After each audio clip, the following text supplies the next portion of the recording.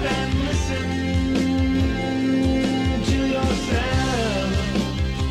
Good morning and welcome to the show. This is Susie Marsh from Behavioral Solutions with Choosing Life, Addictions, Mental Health, and Recovery, the show dedicated to your emotional, mental, and spiritual healing and rejuvenation. This show is a public affairs presentation from B98.5 FM. We have a great show today. I'm so excited. This man does not need really any introduction at all. Many of you already know who he is. I'm so excited. He's coming to the Atlanta area. He's going to be in Savannah soon. Bernie Siegel, MD. Again, as I mentioned, does not need any introduction. He was born in Brooklyn, New York, attended Colgate University. Many of you know he worked at Yale, did an internship at Yale. But in 1978, he originated the Exceptional Cancer Patients, a specific form of individual and group therapy utilizing patients' drawings, dreams, images, and feelings. And this was based on confrontation, a safe, loving therapeutic confrontation which facilitated personal lifestyle changes, personal empowerment, and healing of the individual's life. And those of you that listen to my show regularly know how much I believe in really taking a look at your emotions and the things that you hide from yourself so that you can live more fully and confront those things and really change. So many people that listen to the show are in recovery, Bernie, and I know that they would love to hear a little bit about how you went through your own personal transformation. Many people already know, but if you would just share that. You know, my first comment would be, I don't know anybody who, well, I shouldn't say anybody. Maybe Mother Teresa wasn't in recovery. But it, we're all dealing with the pains of life, and I think that's what we recover from. And if we're wise, literally, the recovery becomes the gift. So I hear people saying, thank God I had cancer, because if I died suddenly of a heart attack, I wouldn't have learned, about love and kindness. And what I had to recover from was the pain of being a surgeon, that I became a physician for healthy reasons. Again, this is not something that's looked into in medical school or in your training. Nobody says why you a doctor. So that if you did it because your loved one died of cancer, you see, and then you meet more people with cancer, you have to deal with those issues of your own loss and how you reject your patients. But I went into it for a lot of healthy reasons, including I was an artist, so I wanted to use my hands, and I became a surgeon. But then, you see, I couldn't fix, and I couldn't cure, and you really question, why does a beautiful child go through all this suffering and pain? And you don't have medical meetings, again, to talk about feelings. Every medical meeting is about, what do you think we could have done differently, or how do you think we should treat this, not how does it feel to be unable to cure somebody. Right. Or for that matter, to have a complication of what you've done. And I went to workshops, and that I really give myself credit for. I went out to deal with my pain, which most physicians don't do. We bury it. Post-traumatic stress disorder is how I diagnose most physicians. Right. And so what I did as I was sitting there was, sit with my patients who were at the meeting. They were there for cancer. I was there with my troubles. And one of them changed my life by her simple statement was, I feel better when I'm in the office with you, but I can't take you home with me, so I need to know how to live between office visits. And that's when we started what you mentioned, exceptional cancer patients. My wife labeled them exceptional because I didn't know what term to use for the group. But when you send 100 letters to people with cancer and less than a dozen women show up, she said, honey, they're exceptional. Exactly. And so, again, it isn't saying others can't be exceptional. It's the guilt, blame, and shame, that we grow up with. Right. So if you don't win the Academy Award, do you quit an acting career, or do you say, I will keep rehearsing and practicing? And the other thing I saw, which I got ridiculed for, and on every famous talk show so people could yell at me, was that I said, it makes a difference. Your attitude, your determination, your personality make a difference in survival. And, of course, then it was back to, you're telling people it's their fault they got sick, and if they don't get well, they didn't love enough, and all the misinterpretations and nonsense. And today, it's very, very scientific. And it's amazing to read magazines and journals now saying psychology is good for you if you get a major illness. It helps your survival. You ought to join a group. Duh. And, brother. I know. The reason let me add this, too. The reason I started a group was I wrote to the American Cancer Society. I said, could you help me become a better doctor? Let me sit in on some of your groups and let the patients teach me something. And they said that you don't belong there because you're a doctor. That's why I went out on my own to start groups and to try to help myself and other people. Well, Bernie, I love you so much. I mean, what you were saying is great. This is what so many people in my field were trying to do and implement years ago. And you started out, for those of you that don't know, in 1986, his first book, Love, Medicine, Miracles, was published. And that really changed the lives of many, many people. My father's a cancer survivor and 2 years totally free of cancer. And your books, your tapes, were incredibly helpful to him.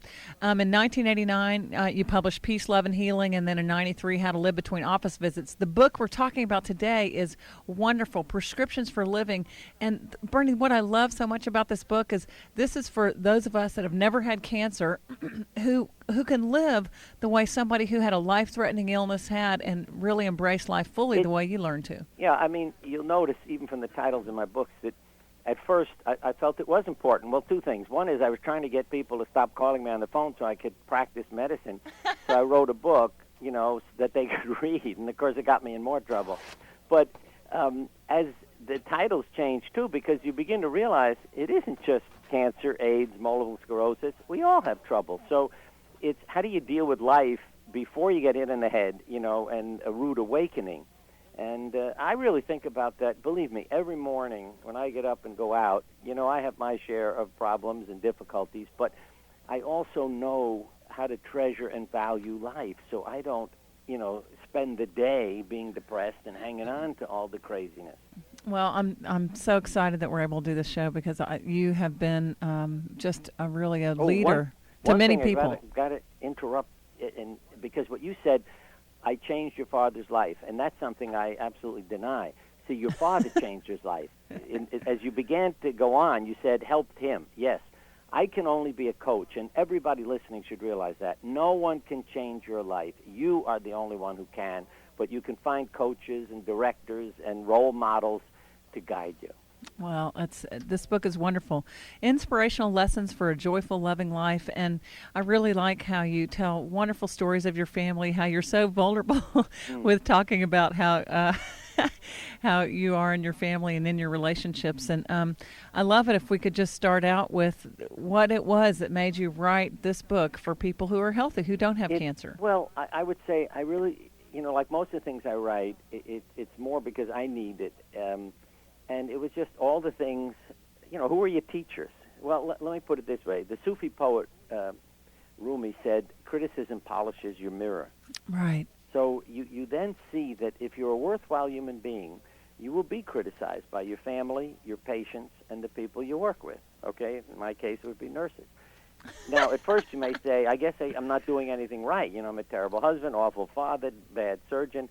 But no, what they're really saying is we know that you care, so we're trying to help you become better at it. So we are criticizing you when you don't perform properly.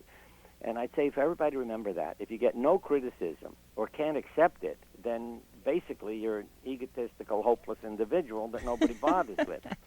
And I think that that's why there's so much of my family in it. It's how did I learn lessons from their interactions with me, their criticism, and their wisdom.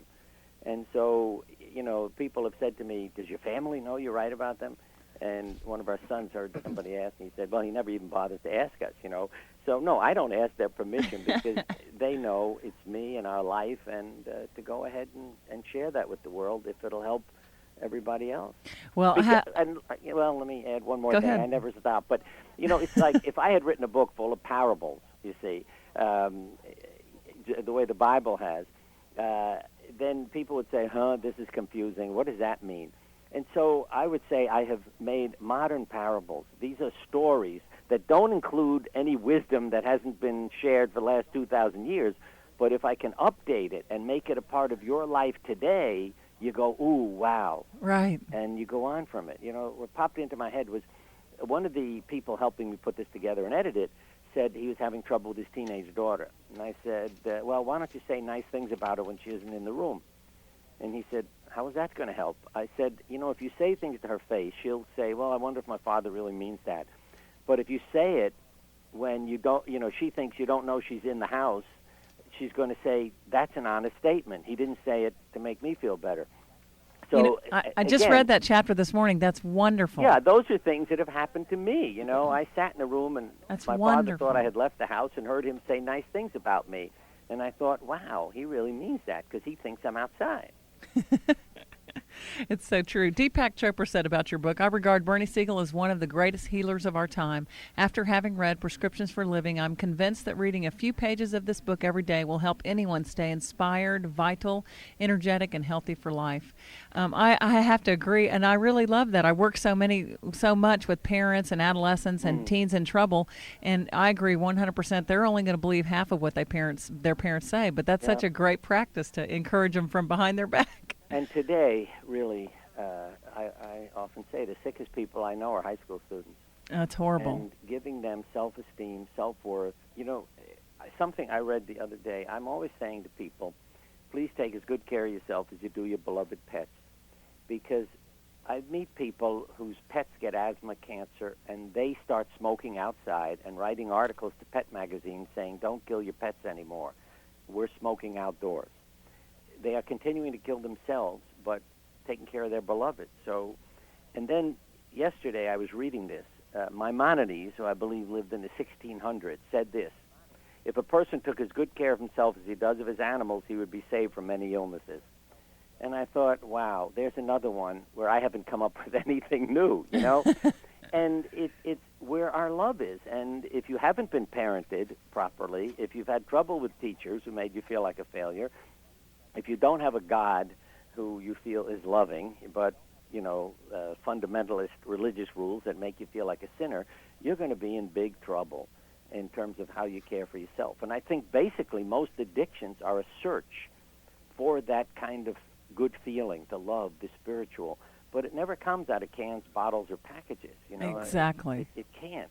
And yet, when you find the right life, see, this is what I saw about survival, that you learn you're going to be dead in 6 months. So you start doing everything that you love to do before you die. You really begin to pay attention to what feels right.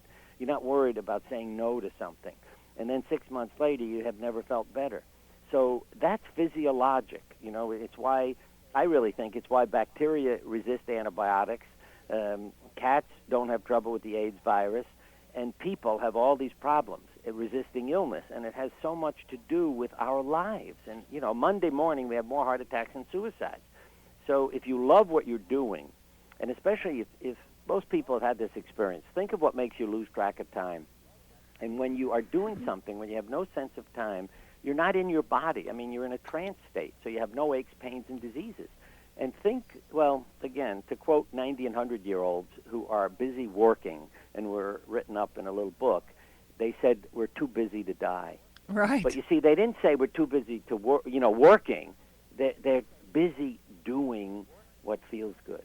And that's the difference. Bernie, I have to say, I think I have a kinship with your son, Jeff. Can you tell us a little bit about what he said when he wanted to change the title of your book? Well, I'm allowed to say those words? I guess so. All right. But I went over to his house. I just, matter of fact, come back from here because he lives about half a mile away and has a whole bunch of animals. And that's part of my morning meditation, take care of our pets and animals and his. And I always feel better after, you know, all that love for an hour. So I was over there, and we were sitting around having a cup of coffee after feeding the animals, and he said, what are you getting into? And I said, well, everybody's got trouble, so my journey becomes more and more of a spiritual one. And he said, fine, you'll call your next book Holy Shit. And, you know, I'm always sort of, you know, stunned at first, you know, like, is this criticism? But on the way home, I realized what a wonderful description of life, that some of us, you know, can use the compost. And now what I do at lectures is hold up a piece of paper. I folded it to make it look like toilet paper with a black dot on it. And I say to people, what do you see? And you see, most people will talk about the black dot you're holding. And I say, no, I'm holding a white piece of paper with a black dot on it. So we all have that black spot in our lives. I mean, we all have our troubles. But some take the charcoal and under pressure becomes a diamond. And some use it as compost to fertilize our growth. And others, yeah, I mean, you know, stay in the darkness and are miserable and complaining. And if you took their disease away, they'd say, what am I supposed to do now?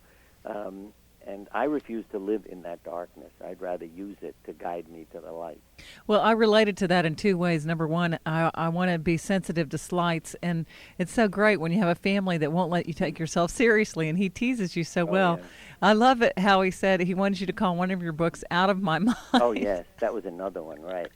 I mean, but again, you see, you know, first it's, He's putting his father down. But on the way home, I'm always thinking, what is there that doesn't come out of your mind? Right. I mean, that's, again, why my criticism turned to science, that once we became capable of measuring what happens in the body, and here's an easy way for people to understand this.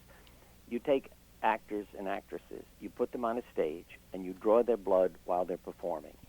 The first, you give them a comedy role to play, and you draw their blood, and you find their immune function and cortisol levels are great. Then you give them a murder and tragedy, loss of loved ones, and you draw their blood, and they're in big trouble. Mm-hmm. And they're only on a stage. That's what impresses me. I mean, this isn't even their life. But you see, if you put yourself into that role, you're affected by it. And so people are affected by their feelings every single day and every moment. And if you walk around depressed, fine. Your body's going to give out at some point. It can't keep resisting. And if you're walking around saying, I love life, I'm here to serve and contribute and so forth and so on, you're going to do a hell of a lot better than the neighbor who is saying just the opposite. It's so true. In early 90s, I was doing aerobics in a class, and I was lifting up, doing leg lifts, and I thought of something really depressing. I could not lift my leg up. That's right. And I was watching in the mirror. I was totally amazed, and this was proof to me that it was true. We call that, the kinesiology, too, that you can ask somebody to hold their arm out. Anybody listening could do this at home.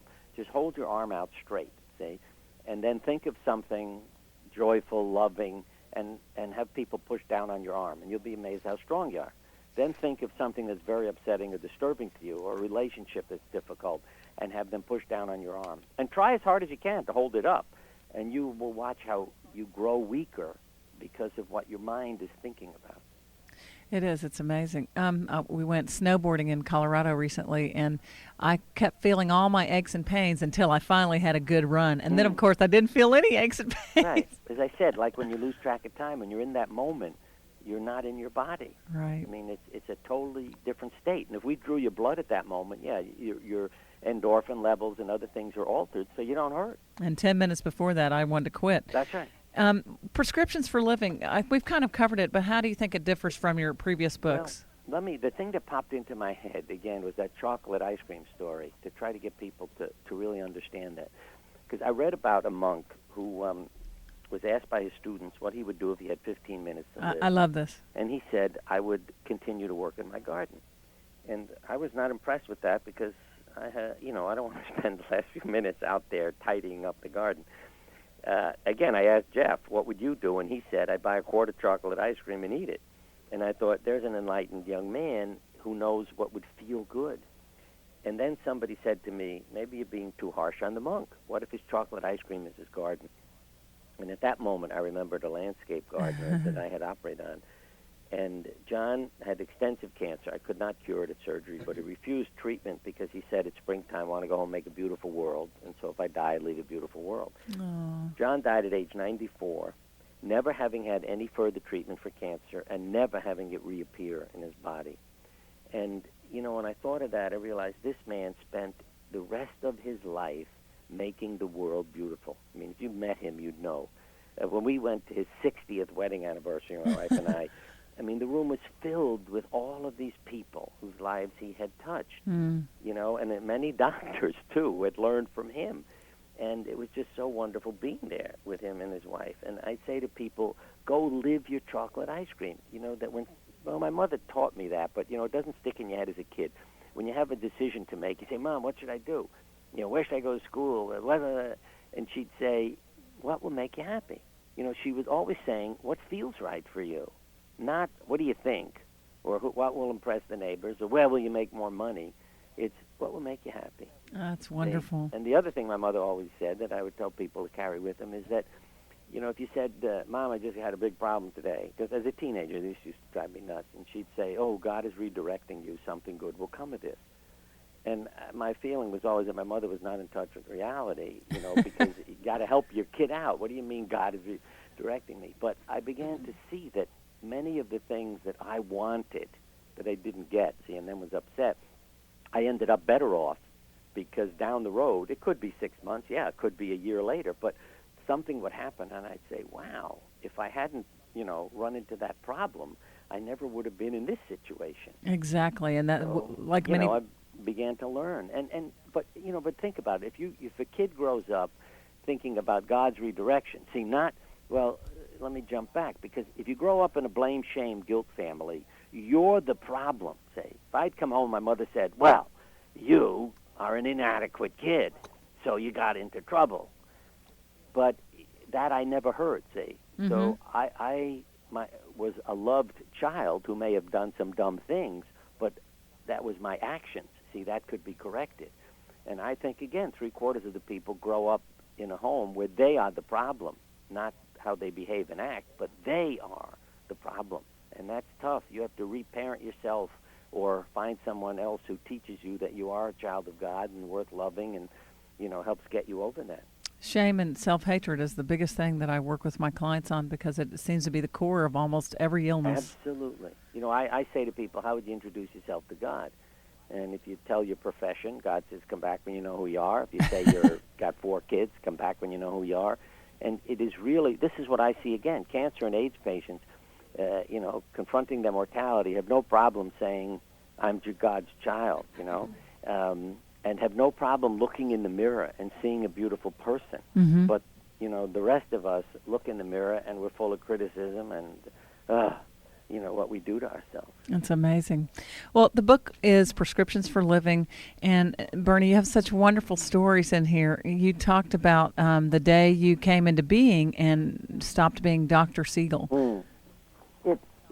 To me, it again, if we play roles just the way introducing to God, then you're in trouble.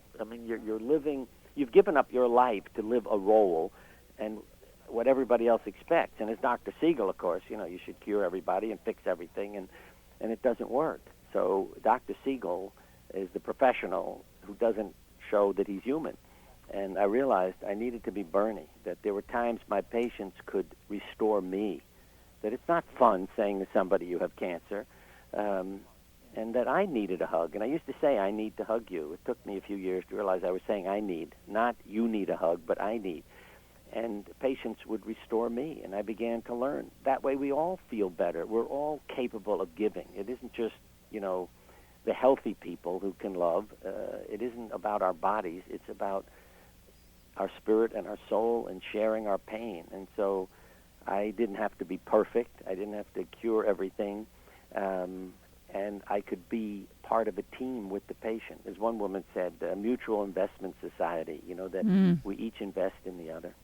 Well, thank goodness so many people never learn these lessons that you're teaching, and I'm so grateful that you did. It's amazing how you were criticized in the beginning and how now it is the way to be. I almost laugh now when I read psychology journals and medical journals and listen to the news, about how support groups are helping people survive. Right. And, I was on Oprah and Phil Donahue and Sally Jesse, and I can't remember all the others. And they would always invite you with a nice word, and you'd think, oh, good, we'll go have a nice program and help people with cancer. And then when you'd get there, there'd always be somebody sitting there to yell at you about this is not scientific, and look what you said in your book. It's, God. And what it does also is it hurts your relationships because you're always busy defending yourself. And if you're defending yourself, you come across, as an angry, defensive person. Right. But I there's a stage in my life I got used to everybody being mad at me. Right. And especially in the professional, sense. The patients know. They were always saying thank you, like you mentioned about your father. And once that began to calm down, people said, gee, you're much calmer, you're more peaceful. I said, well, I'm not busy defending. Now I get invited to medical meetings, you see, by doctors and continuing medical education courses. Right. So, wow, it's such a gift to be able to go and talk to them. Glad you hung out. If you will stay tuned, we'll be right back with Bernie Siegel and his new book, Prescriptions for Living. This is Choosing Life.